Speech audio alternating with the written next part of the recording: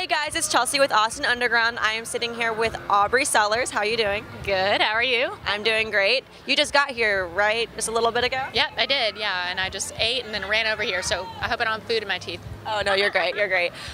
So first things first, you re-released yesterday your album. Yep. What's the difference between this release as opposed to the first one? So originally I'd released the album independently on my own in January, and I signed with Warner Brothers, and so Warner Brothers re-released it yesterday, and there's 2 bonus tracks on there, a cover of the Beach Boys and a cover of the Zombies. And they were originally only on the vinyl, and now they're available everywhere on digital and, you know, the CD and all of that. And so basically it's just a bigger launch, you know, with a label now, and it's exciting. Going to radio for the first time, country radio. So a lot of stuff's happening that didn't happen the first time. Yeah. And you're doing a radio tour, or have you already done the radio tour? I'm in the middle of it. I am on week 8. This is the last week, and I haven't been home at all. I went home one day to play Americana Fest, and I was there that day, and then I hit the road again. What's your favorite and least favorite part about radio tour? You know, just being away from home would be probably the hardest part of it. You know, I have 2 cats at home, and I'm a homebody, so that would be the hardest part of it. But it's been great, and you know, it's exciting to have that outlet for your music for the first time. So it's been exciting at the same time. What are the name of your cats? Lainey and Luna. They are 2 girls I rescued from a shelter. I walked into the shelter, and they were like in the middle of the little cages or whatever, and they were 2 sisters, and they're white, and one's really fluffy and one's not fluffy, but they look alike. Oh my god, and they have blue eyes. That sounds really pretty, They actually. are really pretty. Cool. Okay, so you have described your sound in the past as garage country, and I love that.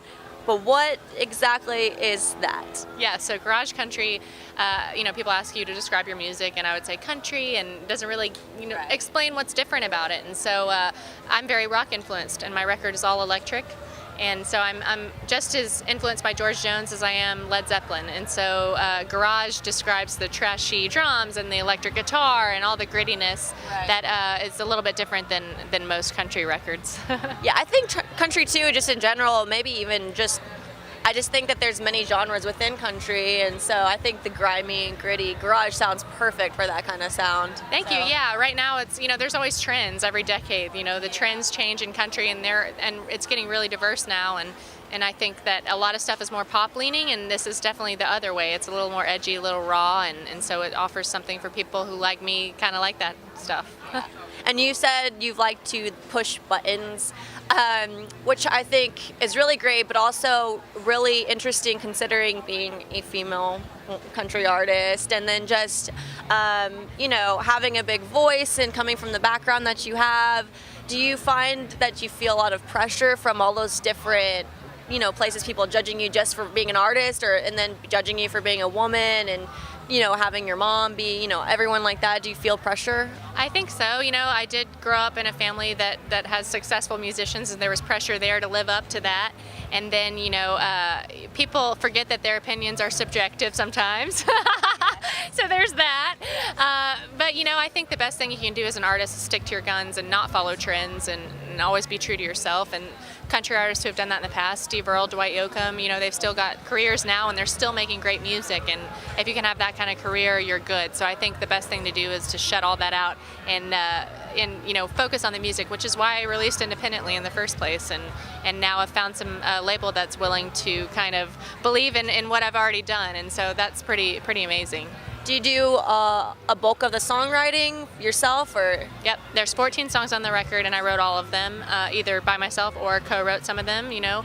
And the recording process is really organic for me, because production is kind of like part of my songwriting for me. Production is I love it. So when I'm writing a song, I'm thinking about how I want it to sound, and so all of that ties in together. And I never thought I would write all the songs on my record, but I did, and I think now I can't imagine not doing that, you know? Yeah, were you nervous about releasing it since you did write all of them? I think there's an extra pressure, especially when you write a song by yourself. Is anyone going to connect to this? You know what I mean? Yeah.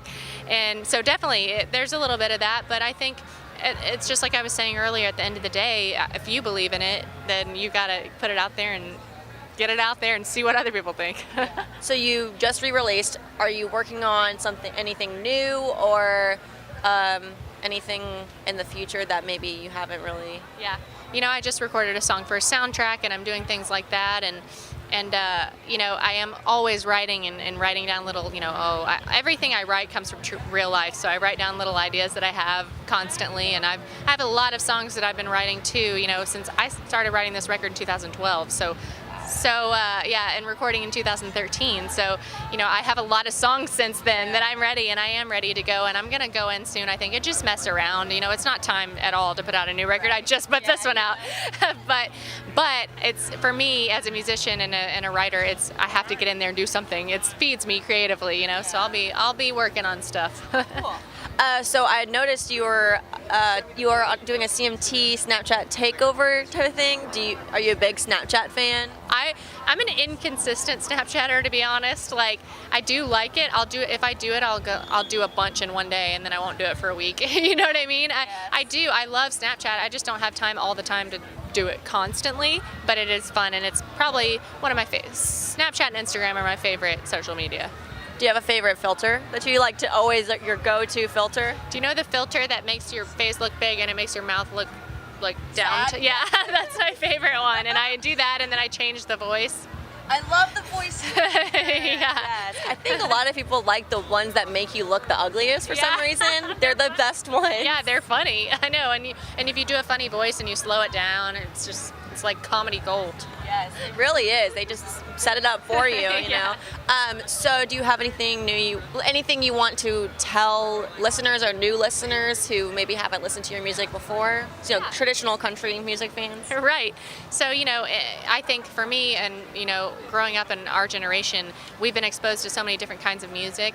And, I listen to rock, and I listen to blues, and I listen to country, and I think that there are other people like me who also did that. And so I think there's something for everybody in this record. And go listen to it. You might like some of it. There's 14 songs, and none of them are the same, but they do all fit together, and they do have that garage country sound. If you like energy and you like rock and country, I think you'll like it. It's called New City Blues, by the way. Yes, New City Blues, re-released yesterday, and it's great. Thank you so much. It was really nice meeting you. Thank you.